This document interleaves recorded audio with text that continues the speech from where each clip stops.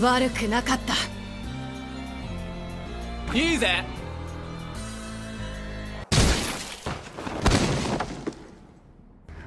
What the Sigma? Nobara Kugisagi, the tree Tanagonist, that sounds weird, but the tree Tanagonist of Jujutsu Kaisen. Despite not having overwhelming strength like Yuji, or overbearing talent like Megumi, or having both like GOJO, with her sheer drive and determination alone, she seems to push herself in areas where some other sorcerers fall.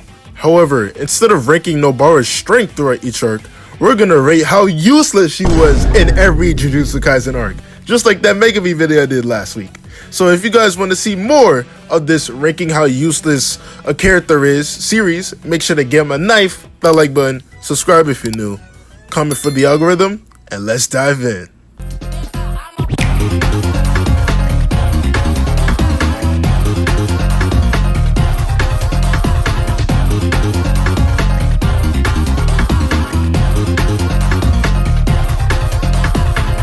Now, like I said in my last ranking how useless a character is video, I will not be ranking Nobara in arcs that she isn't in, and instead of me ranking Nobara doing her job as a Jujutsu sorcerer, I'll be ranking her on how much she's contributed towards the said arc.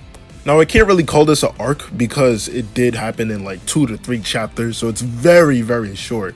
However, with Nobara's first mission, with the team being only her and Itadori, I can gladly say that she carried it very easily. With one of the curses there, she practically one-shot, and the other curse, who she did later one-shot, but the only reason why she hesitated was due to her morale of not wanting to sacrifice a kid's life to a very, very weak curse.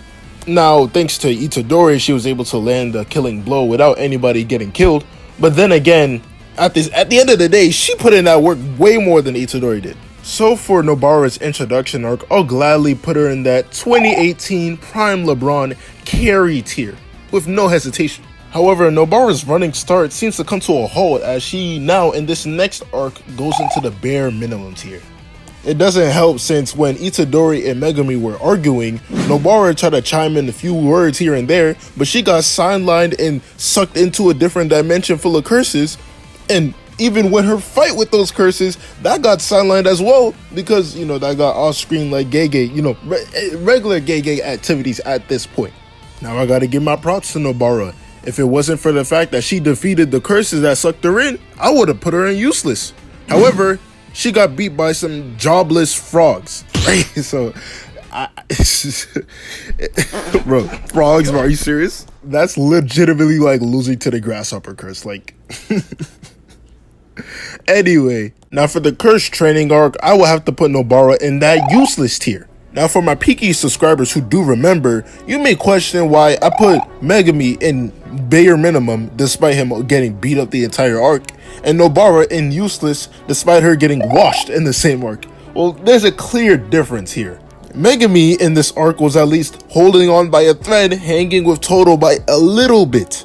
Nobara here, like majority of her fights, let's be real, gets sidelined, off-screened. We know how Gege rolls, and we know how he treats women, and it's showing here.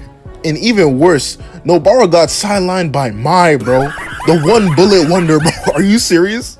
If Nobara never hit a Black Flash, I would have called her sorry forever. But nothing could have prepared me for a more sorry performance than the Kyoto Goodwill event. Oh my god. Nobara, you're going to useless. You're going to useless. I'm sorry. Let's start from the top. She was automatically paired to fight Momo.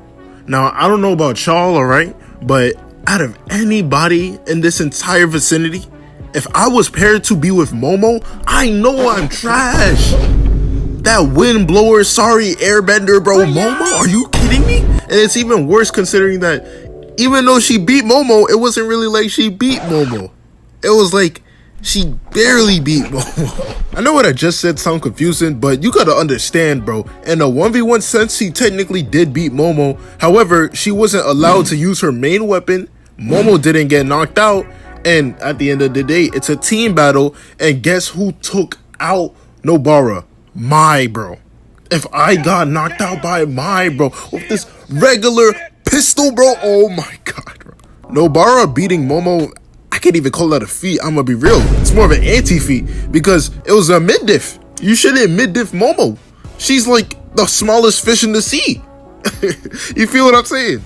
And after that, she got knocked out by Mai, which is something that I never thought I'd say about any Jujutsu Kaisen character. But regardless, after she got knocked out, she slept for the rest of the arc. She doesn't even know what Hanami looks like. And at this point, she doesn't even know what Mahito looks like. You feel what I'm saying? Overall, one of the worst performances that I've seen to date. Nobara, I know you got more potential, baby. You got to do better than that. And what do you know, ladies and gentlemen? She did. Because in the Death Fading arc, she carried like LeBron. Now, despite like last time, whenever they entered the battlefield, Nobara being sucked up by some random curse, this time she's actually able to hold off her own. And when I mean hold off her own, I mean she's a direct counter to these guys. Because when Eso poured his CT Rot, which is like poison basically, into Itadori and Nobara, Nobara using her CT Symphony this time, is able to sync up the literal pain with the brothers. And by that logic, it's just a test of endurance. This really helped evening the playing field, and although Itadori is resistant to poisons because, you know, Sukuna ate a lot of things, pause, but Nobara being a regular human herself, this was very essential so that Nobara's performance can be in top gear, which is essential since, you know, humans can't really take poisons.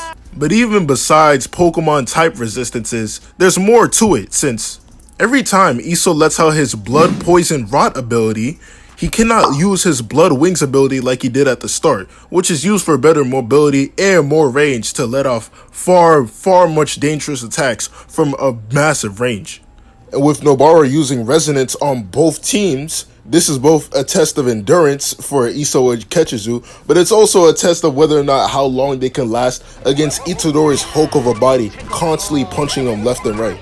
In the end, with Nobara and YUJI combining their powers to hit a Black Flash, finishing off the special grade duo, they move on to the next arc. Which ultimately, Nobara's performance was really amazing here, so I gotta give it in that GOAT LeBron territory, as I said before. However, we get to Shibuya and things just get really rough for Nobara. Throughout Shibuya, Nobara does encounter two people which she does have to fight, one of them being Mahito and the other being the ponytail dude.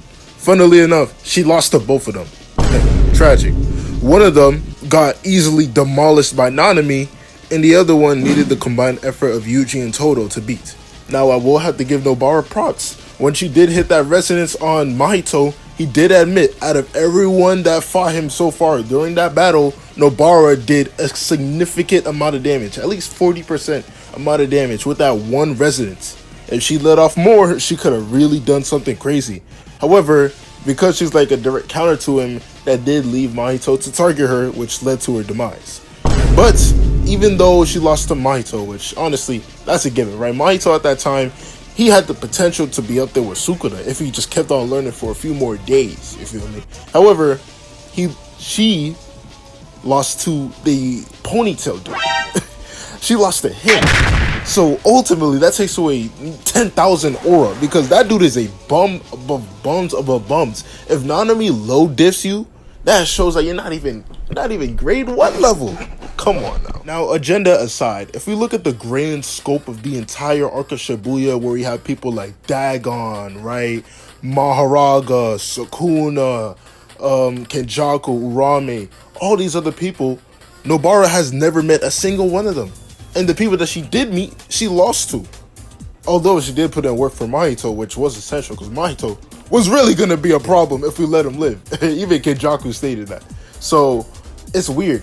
I want to put, usually I would have put her in useless, but she's not useless. In fact, she was pretty good, but I can't put her in pretty good. I'll put her in decent. I feel like decent's a fair place to put her. Ever wanted to light up like Ace? Oh wait, no, not like that. But guess what? Your room can.